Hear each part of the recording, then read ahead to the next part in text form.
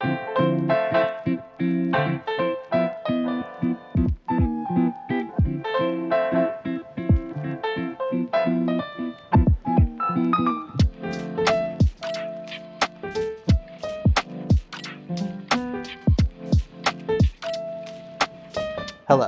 I'm Joey Haskins, and welcome back to You've Never Seen, in which I showcase a movie you've probably never seen before. The world tour continues as we make our way to Iran to the masterpiece by Abbas Kiarostami, Taste of Cherry. Written, directed, edited, and produced by Kiarostami, Taste of Cherry is what many call a minimalist film. What that means is a movie made with a skeleton crew, mainly the person who came up with the film, taking on nearly every role, a cast that you can count on one hand, and made with as little as possible.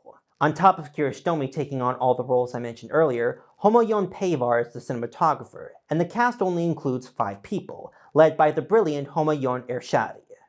And before we go any further, if you didn't see the disclaimer at the beginning, this film will cover some heavy subject matter, so if you're not into that, just know that the film is good before you leave.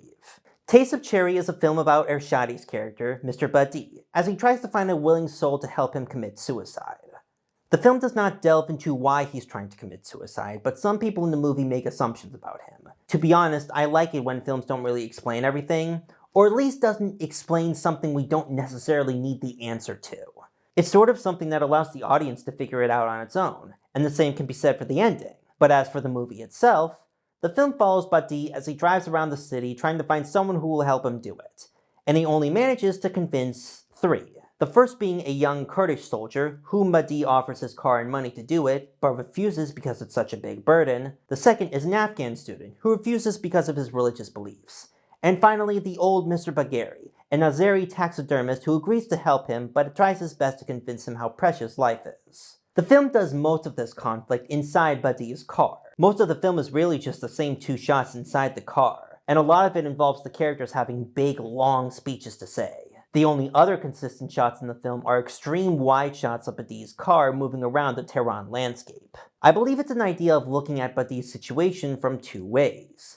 Looking at it from far away, and looking at it up close. And even then, most of the shots in the film are these long shots. A long shot is basically a filming technique where you film a shot for a long time without breaking to another shot. It's very hard to get right, trust me, I know. Some people don't hit their lines, or maybe they miss a mark, and a lot of times it can look sloppy or rushed. It's an impressive feat if anyone can do it. There's this whole conversation Badi has with a security guard where he's walking back and forth.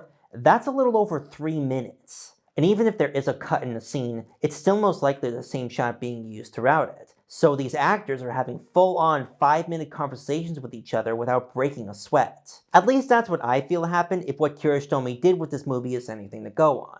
There wasn't even a proper script, really.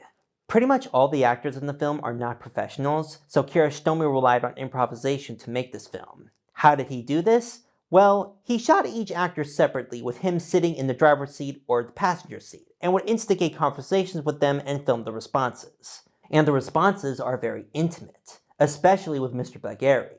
His conversation seems like the real eye-opener. He doesn't come to Badi's quest from inexperience or from religion, but as a human, telling him about his experiences and about how he's been sad and how everyone feels sad. Hey, he even agrees to do it because the money Badi will pay him will help him with his child who's sick. But he talks about how even though his life didn't end, he appreciates it every day and is glad to keep on living. It's a movie that can speak to anyone and is a masterpiece in its own right. And I could say with confidence that Taste of Cherry is the reason why films are made. And a lot of people seem to think so.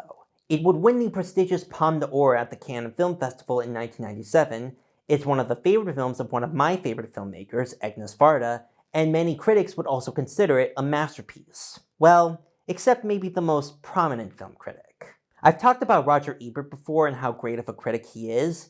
I'd say he's rarely wrong on his opinions on films. Rarely. But he gave Taste of Cherry a staggering 1 star out of 4, and even put it on his most hated films list. Granted, he does mention a case can be made for it, but he calls it boring in the same sentence. And I hate to say he's wrong, but he's really wrong. Taste of Cherry is a brilliant film with great cinematography, a beautiful landscape, and a great performance from Ershadi. You can watch the film on Max, or you can check it out at your local library. With Weston Media Center, I'm Joey Haskins, and I'll see you all next time.